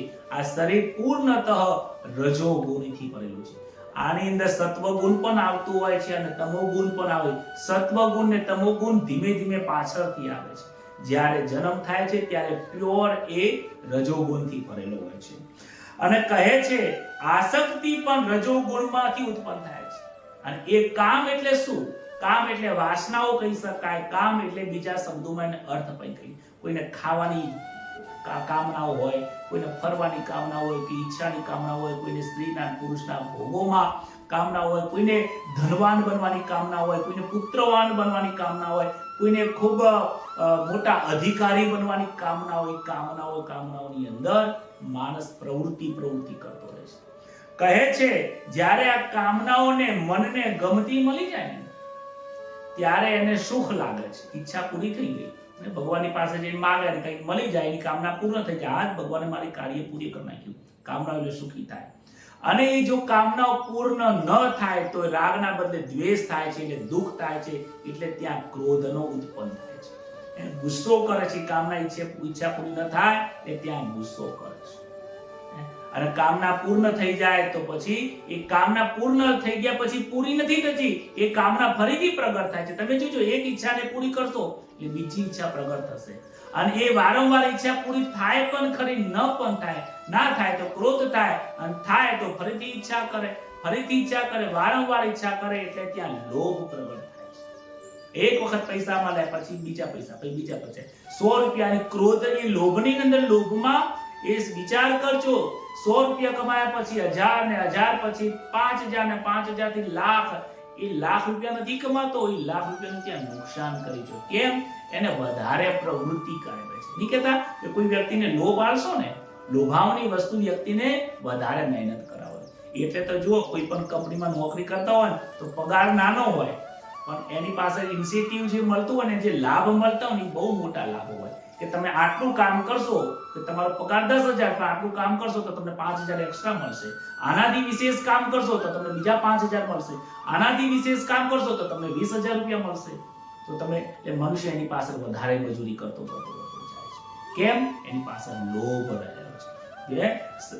આ જગતને પણ ખબર છે, જગત પણ જાણે છે કે હું જ્યારે લોભ આપીશ ને તો આ વ્યક્તિ મારી પાસે બહુ કામ કરશે. પહેલેથી જ એને મોટી બધી વસ્તુ નથી બતાવી દેતા, લોભ આપે છે. અને લોભની પાછળ અતિશય લોભ થઈ જાય ને પછી તૃષ્ણાઓ જાગે છે. પછી તો એ વ્યક્તિ પાપ કરવા માટે ગમે તે થાય, ખોટું થઈ જાય તો ખોટું, કોઈને મારવું પડે તો મારી નાખીએ, પરંતુ પૈસા આપણે જોઈએ, આપણે આ વસ્તુ જોઈએ, આટલી જમીન તો જોઈએ, આને મારવાથી બધી જમીનો મને પ્રાપ્ત થઈ. વિચાર કરો, તૃષ્ણા થઈ ગયા પછી તો માણસ પછી બુદ્ધિ ભ્રષ્ટ થઈ જાય. આગળ આવશે શ્લોકની અંદર કે અતિશય લોભ થઈ જાય, તૃષ્ણા થઈ જાય, ત્યારે મનુષ્ય ભૂલ થઈ જાય છે. તો ક્યારેક મનુષ્યને ભગવાન કહે છે કે આ કામનાઓને તારે બારી નાખવાની છે, આ કામનાઓ તને ખાઈ જશે, આ કામનાઓ તને ખાવા વાળો છે, તારો વેરી છે, તને આ જગતની અંદર ખાઈ ખાઈ તને પાછું નરકની અંદર નાખી દેશે. માટે તું આ કામનાઓને મારવા વાળો. તો ઘણા લોકોના મનની અંદર આ પ્રશ્ન ઉદ્ભવ થશે, તો શું કામનાઓ નહીં કરવાની? ખાવા પીવાનું બંધ કરી દેવાનું, કાલથી નોકરી ધંધો બંધ કરી દેવાનો, કોઈ ઈચ્છાઓ જ નહીં કરવાની, તો પછી વ્યવહાર કેવી રીતે ચાલે? શાસ્ત્રમાં કામનાઓને 4 પ્રકારમાં વહેંચણી કરી છે. કઈ કઈ વહેંચણી કરી છે? કહે છે કે શરીર નિર્વાહ માટે જે જરૂરિયાત છે એ કામનાઓ યોગ્ય છે. મતલબ ખાવાની જે ઈચ્છા થાય તો ખાઈ લેવું જોઈએ, પીવાની ઈચ્છા થાય તો પ્યાસ બુઝાવી દેવાની જરૂર છે, કપડાને શરીરને ઢાંકવાની જરૂર છે તો કપડા પણ લાવવા પડે. શરીરના નિર્વાહ માટે, જીવનના નિર્વાહ માટે જે જરૂરિયાત છે, નોકરી પણ કરવી પડે, ધંધો પણ કરવો પડે. જે શરીરના નિર્વાહ માટે જરૂરી છે એ કામનાઓ પૂર્તિ કરવા માટે એમાં છૂટછાટ આપેલી છે. બીજી કામનાઓ છે કે જે કામના વ્યક્તિગત છે, જે કુટુંબની કામ, જે હવે કુટુંબના ભરણ પોષણ માટે તો તમારે મહેનત કરવી જ પડશે, પણ બીજી કામનાઓ છે વ્યક્તિગત, પોતાની કામનાઓ. ફોર એક્ઝામ્પલ કે તમારે ઘર લેવું છે પણ તમારી સગવડતા નથી, મકાન લેવું છે, હવે અમદાવાદ જેવી સિટીમાં મકાન લેવું તો 50 લાખ, 60 લાખ, 70 લાખ સિવાય કોઈ મકાનો મળતા નથી. આજે મકાન લેવું છે પરંતુ મકાન લેવાની પોતાની પરિસ્થિતિ નથી, પોતાના સામર્થ્ય નથી. જો સામર્થ્ય હોય તો લઈ લો, કારણ કે એ એક જરૂરિયાત છે કે પોતાનું મકાન જીવનમાં એક રહેવા માટે એક છાપરું હોવું જોઈએ, જીવન મકાન હોવું જોઈએ. તો એક એ સ્વાભાવિક પ્રક્રિયા છે. તો એના માટે તમે મહેનત કરો, વસ્તુ બરાબર છે, પરંતુ જો તમારી પાસે એ વસ્તુ માટે સામર્થ્ય નથી તો તમારે શું કરવાનું છે? એને ઈશ્વર પ્રત્યે છોડી દેવાનું છે. હે ભગવાન, મકાન લેવું છે પણ મકાન હવે લઈ શકવા માટે સગવડ નથી, હવે તું એટલો સક્ષમ બનાવજે કે જેથી અમે કાર્ય કરી શકીએ અને એક પોતાનું મકાન થાય. આ વારંવાર ભાડામાં મકાન બદલવું પડે છે, યોગ્ય નહીં લાગતું. પણ તારી ઈચ્છા, તું જે કરે એ ખરો, કારણ કે પ્રારબ્ધમાં હોય તો જ મળે છે, પ્રારબ્ધ નથી હોતું નથી મળતું. તો તમારે એને ઈશ્વરની ઈચ્છા, જેવી હરી ઈચ્છા બલવાન, આવી રીતે તમારે ઈશ્વર ઉપર છોડી દો. અને નહીં છોડો તો તમે કરશો પણ શું એમ કહો? જો કિસ્મત માની હોય તમે કરશો જ શું? કશું નહીં કરી શકો. એટલે માટે તમારે અમુક કામનાઓને ઈશ્વર ઉપર છોડી દેવું. ત્રીજી કામના એવી હોય છે કે જગત જનહિતાર્થે હોય છે. તમે સામર્થ્ય છો, તમે પૈસાવાળો છો, ધનિક છો, તમને 2 પૈસાની સગવડ આપી છે, તમારી પાસે પ્રોપર્ટી છે, ઘણું બધું છે, તો એ બીજાની ઈચ્છાઓને પૂર્ણ કરવા માટે તમે પ્રયત્ન કરો. પરમાર્થ માટે કામનાઓ, લોકોની કામનાઓને પૂર્ણ કરો. કોઈને પૈસાની જરૂર છે તો એને 2 પૈસાની સગવડ મદદ કરો. જેને ભણવું છે પરંતુ ફી નથી ભરી શકતો તો એની ફી ભરી દો. કોઈ વ્યક્તિ ગરીબ છે, પહેરવા માટે કપડાં નથી, મેલા ઘેરા કપડાં પહેરે છે, તો જાઓ એને જઈને કપડાં તમે દાન કરી આવો, એને લઈ જાઓ દુકાનમાં લઈને એને કપડાં પહેરાવો. એની એ કામના જરૂરિયાત, એમાં પણ બીજાની જરૂરિયાત હોવી જોઈએ, એની શરીર જીવન નિર્વાહ ચાલી શકે એવો હોવો જોઈએ. પછી તમે બહારથી કોકની મદદ કરવા માટે બહારથી વ્યાજમાં તમે 1% લાવો ને પાછળ તમે 2% આપી દો, એ પછી યોગ્યતા નથી. જેમાં તમારું સામર્થ્ય હોય એ સેવા કરો, જેમાં તમારું સામર્થ્ય નથી તો પછી તમારે ઈશ્વર ઉપર છોડી દેવું પડે. આવી બધી જે કામનાઓ કીધી છે એમાં છુટકારો કીધી. અને આ 3 સિવાયની જે કામનાઓ છે, ભગવાન કહે છે કે આ બધી જ કામનાઓ, આના સિવાયની જે કામનાઓ છે તું બધી છોડી દે. આ કામનાઓ તારા જીવનને બરબાદ કરી નાખશે. તને મનુષ્ય યોગની અંદર, મનુષ્ય જન્મની અંદર વારંવાર તને નાખી દેશે. આગળના શ્લોકમાં કહે છે કે આ કામનાઓ કેવી રીતે ઢંકાયેલી છે. કહે છે ધૂમે નાવ્રિયતે વન્યથા દસો મલેન ચ યથોલ બેનાવૃતો ગર્ભસ્તથા તેન દમાવૃતમ. 38 શ્લોકમાં કહે છે જેવી રીતે ધુમાડો જેવી રીતે અગ્નિને મેલથી દર્પણ ઢંકાઈ જાય છે, એ જેવી રીતે ઓરથી ગર્ભ ઢંકાઈ જાય છે, એવી રીતે આ કામનાઓ દ્વારા મનની અંદર આ કામનાઓ દ્વારા જ્ઞાન પણ ઢંકાઈ જાય છે. ખૂબ સમજવા જેવું છે. જેમ કોઈ જગ્યાએ ધુમાડો થતો હોય તો એ ધુમાડો થવાના કારણે જ્યાંથી ધુમાડો થાય છે તો નીચે જે અગ્નિ છે એ દેખાતું નથી. બ્રાહ્મણો યજ્ઞ કરતા હોય ને અને થોડી વાર રિસેસ પડે એટલે અંદર અગ્નિ હોય, પરંતુ ધુમાડો એટલો બધો થઈ જાય કે ધુમાડાના કારણે અગ્નિ અંદર દેખાતો નથી. કારણ કે અગ્નિ હોય ત્યાં જ ધુમાડો થાય.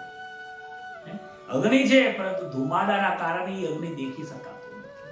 એવી રીતે કોઈ દર્પણ હોય, કોઈ મિરર હોય, દર્પણ હોય, પણ દર્પણ ઉપર જો શેપડ હોય, ધૂળ હોય તો એમાં આપણું પ્રતિબિંબ જોઈ શકાતું નથી. એ ધૂળ છે એ પ્રતિબિંબને ઢાંકી દે છે, એ ધુમાડો છે એ અગ્નિને ઢાંકી દે છે.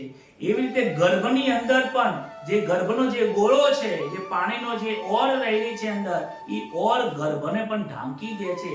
શું ઢાંકી દે છે? કે એમાં પુત્ર છે કે પુત્રી છે એ ઢાંકીને મૂકી દે છે, એ જોઈ નથી શકાતું.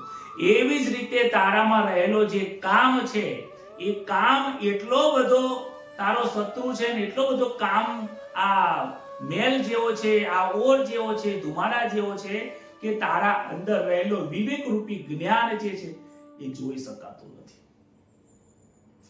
તારે શું કરવું જોઈએ, શું ન કરવું જોઈએ ને એ કામનાની કારણે નથી. એટલે તો માણસ જોજો પોતાની કામનાઓને પૂર્ણ કરવા માટે શું કરશે? ખોટું કાર્ય કરશે. અને એ ખોટું કાર્ય કરતી વખતે એ ભૂલી જાય છે કે હું આ પરધર્મનું કાર્ય કરું છું, આ સ્વધર્મ નથી. હું કોકના જોડે પોતાની કામનાઓ પૂર્ણ કરવા માટે કોઈ સ્ત્રી સાથે, કોઈ પુરુષ સાથે, કોઈ જાતિ સાથે, પોતાના ભાઈની સાથે કેવો વ્યવહાર કરી નાખે છે એ વિચાર નથી કરતો. અને પછી એ વિચાર આવે કે સાલું મેં મારા ભાઈ સાથે ખરાબ કર્યું, આટલું બધું સારું હતું, આટલું બધું બગડી ગયું, મારી પત્ની સાથે મેં આવો વ્યવહાર કર્યો, મારા પતિ સાથે આવો વ્યવહાર કર્યો, મેં મારા શેઠ સાથે આવો વ્યવહાર કર્યો, આવું નતું બોલવું જોઈએ, હું તો નોકરી કરું છું, શેઠને આવા શબ્દો ના બોલવા જોઈએ, કારણ કે એમના પગારથી જ મારું ઘર ચાલતું હતું. આ બધી જ ભૂલો પાછળથી સમજાય છે. પરંતુ શું મતલબ પાછળથી સમજવાનો? જ્યારે તમે એ વસ્તુ બગાડી દીધી, એટલે જ્યારે કામનાઓ વખતે એ બુદ્ધિ ભ્રષ્ટ થઈ જાય છે. કે આગળ આપણે જોઈ ગયા છીએ કે આંખોથી જોયેલું મન ઈચ્છા કરે છે, ઈચ્છા કર્યા પછી ચિંતન થાય છે, બુદ્ધિ નિર્ણય કરી નાખે છે અને શરીર રૂપી અહંકાર કાર્ય કરી નાખે છે. પણ બુદ્ધિથી શ્રેષ્ઠ શું છે? કે ઇન્દ્રિયોથી શ્રેષ્ઠ મન છે. મનથી શ્રેષ્ઠ કોણ છે? બુદ્ધિ છે. અને બુદ્ધિથી શ્રેષ્ઠ કોણ છે? આત્મા છે. અને એ આત્મા આ કામનાઓના કારણે એની પ્રકાશિત એનો દેખાતો નથી. મેં તમને આગળ પણ એક ઉદાહરણ આપ્યું હતું. શું આપ્યું હતું? કે ફાણસ હોય, ફાણસની અંદર દીવો ચાલુ હોય છે, અંદર કેરોસીન પૂરેલું છે, દીવો ચાલુ છે, પરંતુ કલાક, 2-4 કલાક પછી, 5 કલાક પછી શું થશે? એ જે કાચનો જે આખો ગોળો છે એ કાળો થઈ જાય છે. એ ગોળો થવાના કારણે બહાર પ્રકાશ નથી આવતો. બહાર પ્રકાશ નથી આવતો એનો મતલબ એવું નથી કે અંદર દીવો નથી ચાલુ. દીવો ચાલુ છે, એ મેલ વળી ગઈ છે, એ મેલના કારણે નથી જોઈ શકાતું. માયા, આ કામનાઓ અને મોહ, આ જે બધી વસ્તુઓ છે એ બધું જ્ઞાનને ઢાંકે છે. આ માયા ઈશ્વરને ઢાંકી રહી છે. સૂર્યને કોણ ઢાંકે છે? વાદળાઓ ઢાંકી રહે. કે આજે કે વાદળછાયું વાતાવરણ છે, સૂર્ય ઉગ્યો જ નહીં. ઉગી તો ગયો ભાઈ, સૂર્ય તો સદાય ઉગેલો જ છે. એટલે તો આ પ્રકાશ છે, પરંતુ તડકો નથી દેખાતો, કારણ કે વાદળાનો છાયો આવી ગયો છે. સૂર્યને કોઈ ઢાંકી ના શકે. ચૈતન્ય પરમાત્માને કોઈ ઢાંકી નથી શકતો. પરંતુ આ બધા ક્રામ, ક્રોધ, મદ, મોહ, લોભ, આશાઓ, તૃષ્ણાઓ આમાં રચ્યો પચ્યો રહે છે, જેના કારણે આ બધી વસ્તુઓ, સત્ય વસ્તુ ઢંકાઈ જાય છે. કોઈ વ્યક્તિ બહુ જ ખોટું બોલે ને, તો કોર્ટની અંદર અતિશય ખોટી વસ્તુ આવી જાય ને, તો સત્ય વસ્તુ બિચારું ઢંકાઈ જાય છે. એની કહેતા તું વધારે પડતું બોલ્યા પછી એનો મતલબ એવું નથી કે તું સત્યને ઢાંકી દે. સત્ય તો સત્ય જ રહેવાનું છે. સત્ય તો રહેવાનું જ છે, પરંતુ એ પ્રકાશમાં નથી આવી શકતું. કેમ? કારણ કે અહંકારનો ત્યાં અસત્યનો પડદો બહુ મોટો થાય છે. અસત્યનો પ્રભાવ એટલો બધો થઈ જાય છે કે મનુષ્યને આંખો ખાઈ જાય છે. કામનાઓની ઈચ્છાઓ એટલી બધી છે. એટલા માટે અંદર આગળના શ્લોકમાં ભગવાન એને આદેશ કરીને કહે છે, આવૃતમ જ્ઞાનમેતેન જ્ઞાનિનો નિત્યવૈરિના કામ રૂપેણ કૌંતેય દુષ્પ્રેરણાલેન દુષ્પુરેણાનલેન ચ. કહે છે કે હે કુંતી નંદન, આ અગ્નિ સમાન કદી તૃપ્ત ન થવા વાળો છે. અગ્નિની અંદર ગમે તેટલી ઘી તમે નાખ કરો તો અગ્નિ એમ કહેતો ને બસ હું ધરાઈ ગયો. ના, અગ્નિ તો અગ્નિમાં ગમે તેટલા લાકડા નાખો, અગ્નિ તમને ક્યારે નહીં કે બસ હું ધરાઈ ગયો છું. અગ્નિ ચાલો. પરંતુ એ અગ્નિને બંધ કરો તો શું કરવું પડે? લાકડાઓ બંધ કરો ને ઘી નાખવાનું બંધ કરો. કામને તમારે રોકવો હોય તો કામનાઓ કરવાનું બંધ કરી દો, ઈચ્છાઓ કરવાનું બંધ કરી દો. એ ઈચ્છાઓને બધી અંદરથી સ્વસ્થ કરી નાખો, શાંત કરી નાખો. આય કરું. બહુ આ ઈચ્છાઓ પ્રગટ થઈ આ ભાગવતના ધર્મને તમે ભૂલી જશો. પોતાનો નિજ ધર્મને ભૂલી જશો. ઈશ્વરની પ્રાપ્તિ કરવાનું લક્ષ્ય એ તમે ભૂલી જશો. અને પછી મૃત્યુની અવસ્થા ઉપર ખાડા ઉપર બેઠા ખાટલામાં તૂટફૂટ ખાટલી અને નીચે પડતી દવાની બાટલી અને એમાં બેઠા ઈશ્વરની ઈચ્છા કરશો તો પછી તો સમય જતો રહે છે. પછી તો ભાઈ ઠીક છે, તમે એ વખતે મારા રામ કરો, પણ રામે સમજે કે જ્યારે સમજવાનું હતું ત્યારે ના સમજી. જ્યારે મેં શક્તિની તાકાત આપી તા સમજી. ત્યાં તો બધું લાકડા નાક કરતો હતો, ઈચ્છાઓ જ કરતો હતો, ઈચ્છાઓ જ પ્રબળ કરતો હતો. અને હવે આ છે, હવે કે અમને કોઈ ઈચ્છા નથી થઈ.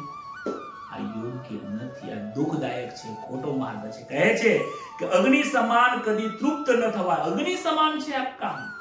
અને વિવેકી વ્યક્તિઓના નિત્ય વેરી છે. કામ જે છે, કામનાઓ જે છે એ સંસારી લોકોનો મિત્ર બની જાય છે. અને મિત્ર તો કોઈ નથી, એને તો શત્રુ જ હોય છે, પરંતુ એને મિત્ર જેવો લાગે છે. પરંતુ વિવેકશીલ પુરુષો જે છે, જે જ્ઞાની વ્યક્તિઓ છે, એ તો એના માટે તો નિત્ય વેરી છે. એને તો દૂર જ રાખે છે કે ભાઈ તું સેટો જ રહે. કાંઈક ઈચ્છા હતી કે ના ભાઈ પૂરી કરવી જ નથી.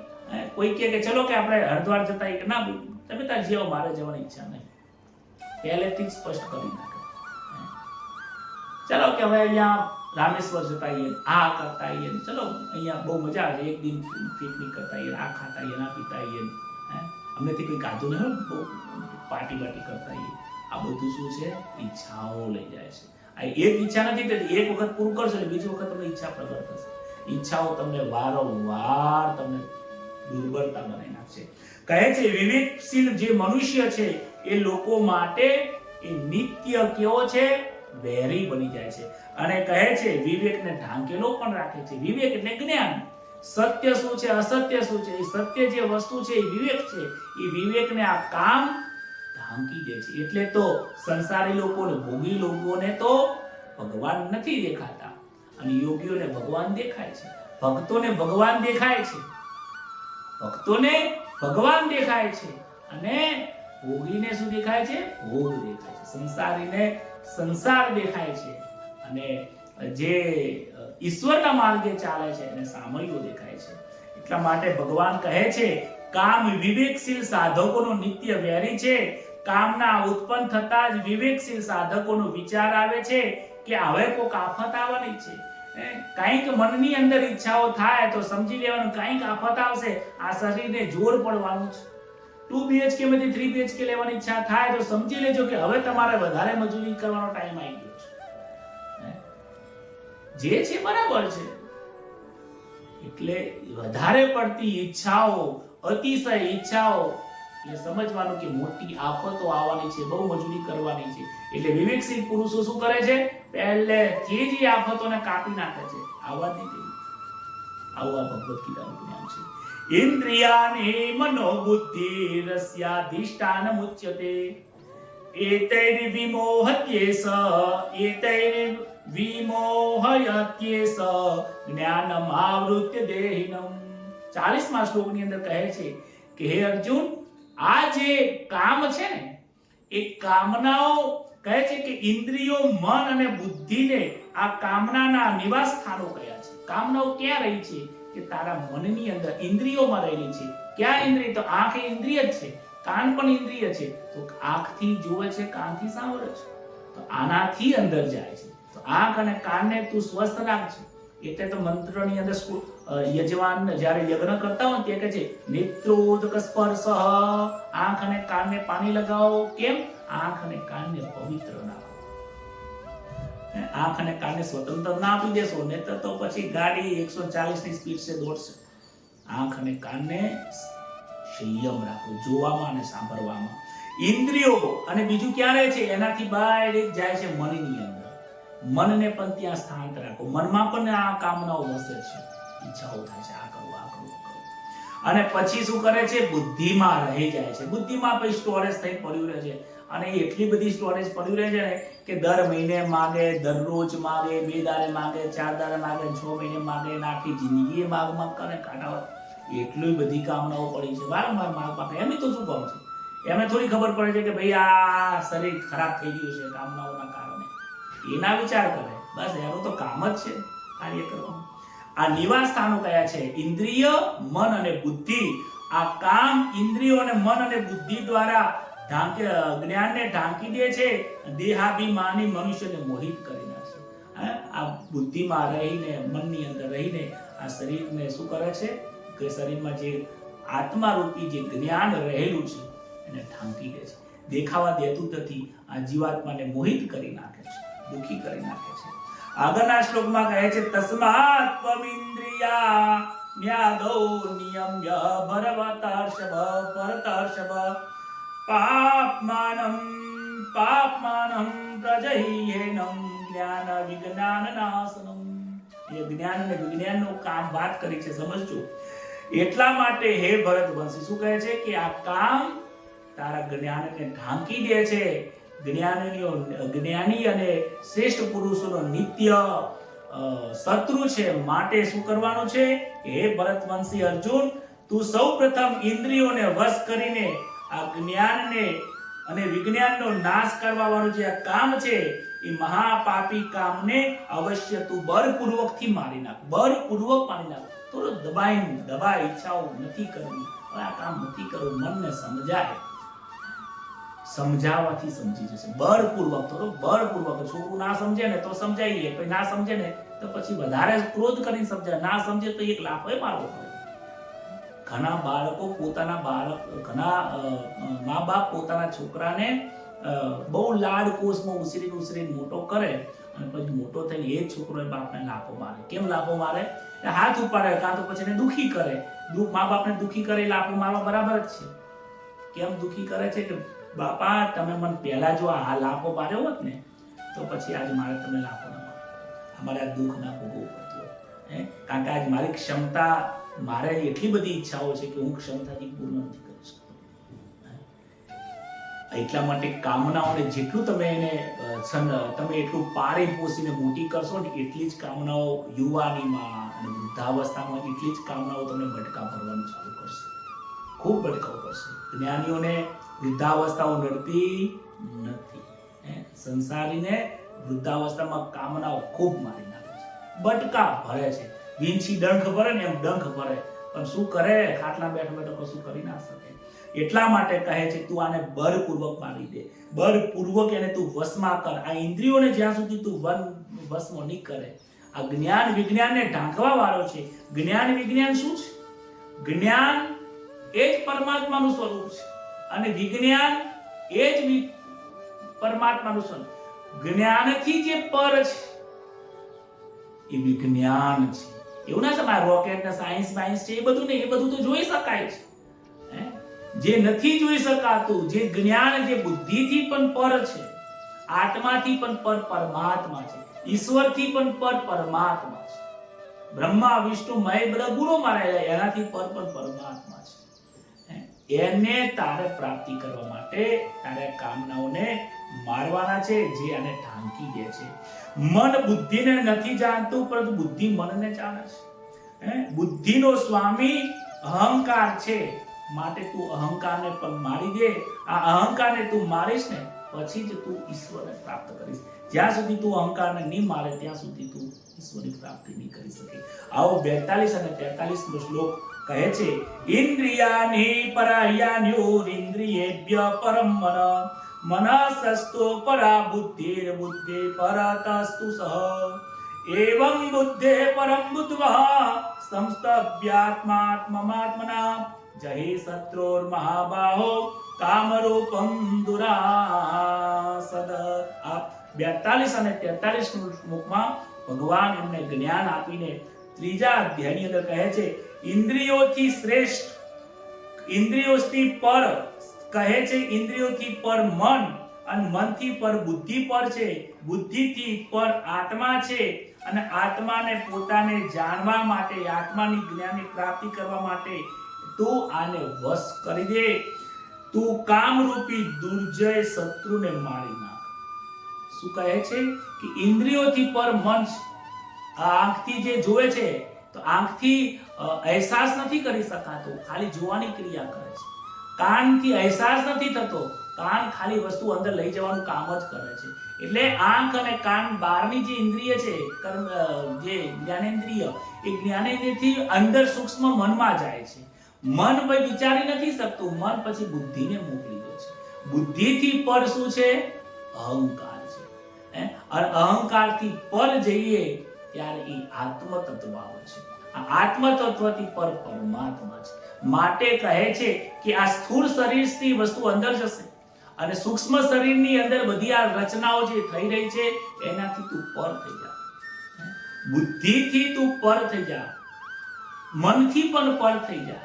આ અહંકારને કાઢી દે. એટલે સ્થૂળ શરીર અને સૂક્ષ્મ શરીરનો તું નાશ કર. એને વિચાર ના કરીશ, એનું મંથન ના કરીશ, એને આ સંસારમાં તું ના લઈ જઈશ. આ સ્થૂળ અને સૂક્ષ્મ શરીરનો ઉપયોગ તું ક્યાં કર?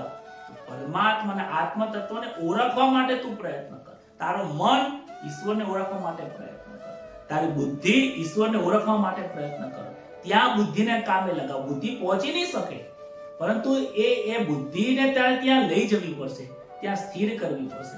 ચિંતન તું ઈશ્વરનું કર તો તું ઈશ્વરની સાથે પહોંચવાનો. જગતનું ચિંતન કરીશ તો જગતમાં જઈશ, ઈશ્વરનું ચિંતન કરીશ તો તું ઈશ્વરની પાસે જઈશ. આવ આ ત્રીજા અધ્યાયની અંદર ભગવાન શ્રી કૃષ્ણ અર્જુનને જે જ્ઞાન આપે છે, અદ્ભુત જ્ઞાન છે, અને જે આ જ્ઞાનને પ્રાપ્ત કરે છે તો એ પોતાના મન બુદ્ધિને, દરેક ઇન્દ્રિયોને જે વશ કરે છે, જે નિષ્કામ કર્મ કરે છે, કર્મ કર્યા પછી પણ ફળની આશા જે જીવાત્મા રાખતો નથી, અને આ શરીર આપણને જગતમાંથી પ્રાપ્ત થઈ છે, સંસારમાંથી પ્રાપ્ત થઈ છે, તો આ શરીરને પણ સંસારની સેવા માટે અર્પણ કરી દેવું જોઈએ. આવું ભગવદ્ ગીતાના ત્રીજા અધ્યાયના કર્મયોગની અંદર ભગવાન શ્રી કૃષ્ણ અર્જુનનો જે સંદેશ છે કર્મ માર્ગ ઉપરનો, એનું નિરાકરણ કરે છે. કર્મ માર્ગની ઉપર એને જ્ઞાન પ્રાપ્ત કરાવ્યું છે અને કર્મયોગથી પણ ઈશ્વરની પ્રાપ્તિ કરી શકાય છે. કર્મયોગમાં કર્મયોગી બનવા માટે જે રૂકાવટ કરવા વાળા તારા શત્રુ છે તો કીધું છે કે એક તો રાગ છે, દ્વેષ છે, બીજું છે કામ, ક્રોધ અને લોભ છે, ફળની આશાઓ છે, તારી આસક્તિઓ છે. આ બધું કર્મ માર્ગની અંદર રૂકાવટો બનવા વાળી છે. આ બધાથી તું પર થઈ જા તો તું કર્મયોગી બની જઈશ, અને કર્મયોગી તું બની જઈશ તો અવશ્ય આ જ જન્મમાં તું ઈશ્વરની પ્રાપ્તિ કરીને મને પ્રાપ્ત થઈ જઈશ. આ જ વાત સાથે ભગવાન શ્રી કૃષ્ણ અર્જુનને ઉપદેશ આપ્યો છે. ભગવાન પ્રાર્થના કરીએ છીએ કે પ્રભુ આ કર્મયોગી હું પણ બનું, આ જ્ઞાન મારા હૃદયમાં ઉતરે અને હું પણ મારા જીવનને હું ધન્ય બનાવું. એ જ વાત સાથે મારી વાણીને આજે હું વિરામ આપું છું. બોલો શ્રી કૃષ્ણ કનૈયા લાલ કી જય. આવો આજે કર્મયોગને આપણે વિરામ નથી આપ્યો, અલ્પ વિરામ પણ નથી આપવાનું. કર્મયોગની આજથી શરૂઆત કરવાની છે. આપણે જે શીખવાનું છે એ શીખી લીધું, જ્ઞાન પ્રાપ્ત કરવાનું છે પ્રાપ્ત કરી લીધું છે, પણ ભગવાનને કહેવાનું છે હે ઈશ્વર તું પણ મને આ કીર્તનથી એવી શક્તિ આપજે, હું પણ કર્મયોગી બનું. આવો બે હાથની તાળીઓ વડે મંજીરા વડે સ્વસ્થ બનીને અને ઊંઘ્યા હો તો ઊભા થઈ જઈએ અને ટટ્ટાર બેસીને ભગવાનનું 2 મિનિટ આપણે કીર્તન કરીએ. હરે રામ હરે રામ રામ રામ હરે હરે, હરે કૃષ્ણ કૃષ્ણ કૃષ્ણ હરે હરે, હરે રામ રામ રામ હરે હરે, હરે કૃષ્ણ કૃષ્ણ કૃષ્ણ હરે હરે, હરે રામ હરે હરે. કૃષ્ણ કનૈયા લાલ કી જય. रामचंद्र भगवान की जय. आज के आनंद की जय. जगिया भोम की जय. नमः पार्वती पते हर हर મહાદેવ.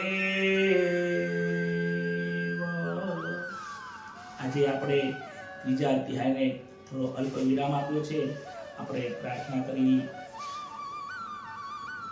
ओम तत्सत श्रीमद् भगवद गीताया शुभ निशुभ ब्रह्म विद्यायाम योग शास्त्रे श्री कृष्ण अर्जुन संवादे तृतीयोध्याय. बोलो श्री कृष्ण कन्हैया लाल की जय. ખૂબ આનંદ થઈ ગયો. કર્મયોગ સાંભળ્યો. કર્મયોગના આખા જે આ 43 શ્લોકો ઉપરથી આપણને બહુ આનંદ થયો છે અને પ્રાપ્ત થયું છે. નવું જ્ઞાન પ્રાપ્ત થયું છે. કર્મયુગમાં રૂકાવટ જે આવે છે એને આપણે દૂર કરીએ અને ભગવાનની પ્રાપ્તિ કરીએ એ જ ધ્યેય રાખીએ. સૌને જય શ્રી કૃષ્ણ. આ વિડીયોને ખૂબ લોકો સુધી શેર કરજો, લાઈક કરજો અને હંમેશા માટે જોડાયેલા રહીએ ભગવાનની સાથે. શુભરાત્રી. જય શ્રી કૃષ્ણ.